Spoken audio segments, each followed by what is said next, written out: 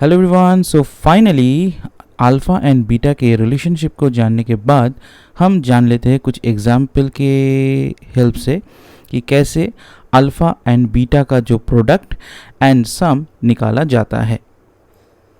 सो यहाँ पे एक एग्जाम्पल आप लोग देख सकते हो कि 2x² minus 5x plus 3 is equal to 0 and यहाँ पे मैंने ये मेंशन किया है कि a क्या है। यहाँ पे a है 2, b क्या है, b है -5, राइट। वाई? बिकॉज 5 के आगे माइनस साइन है, तो हम लोग इसको ऐसे लिखेंगे कि like 2x² plus of -5x plus 3 is equal to 0, क्योंकि हमको ax² plus bx plus c equals to 0 इस फॉर्मेट में इसको लिखना है।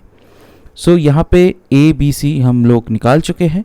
सो अल्फ़ा प्लस बीटा क्या होगा, माइनस बी बाई ए, हम पहले क्लास में पढ़ चुके हैं।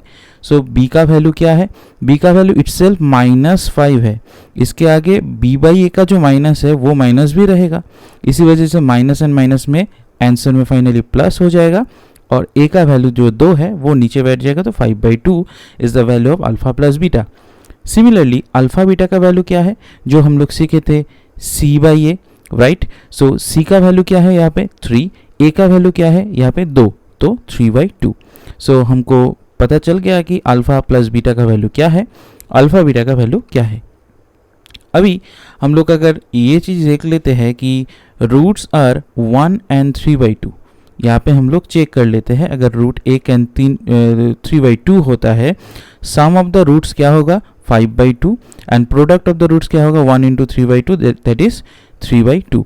सो बाद में हम लोग सीखेंगे कि अगर आपके पास अल्फ़ा प्लस बीटा का वैल्यू है, अल्फ़ा एंड बीटा का प्रोडक्ट भी है, सो कैसे इसको हम लोग निकाल सकते हैं। इंडिविजुअली अल्फ़ा क्या होगा, इंडिविजुअली बीटा क्या होगा, जहाँ पे हम लोग यूज़ करेंगे वो एल्जेब्रिक आइडेंटिटीज़ का जो फॉर्मूलाज होता है वो, like a plus b whole square, a minus b whole square, a square minus b square and all.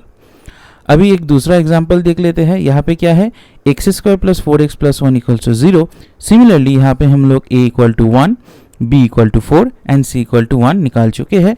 सो यहाँ पे अल्फ़ा प्लस बीटा अगर निकालना चाहे तो minus b by a, similarly -4/1, so value is -4। Alpha beta का वैल्यू क्या होगा c by a, which is 1/1 equal to 1।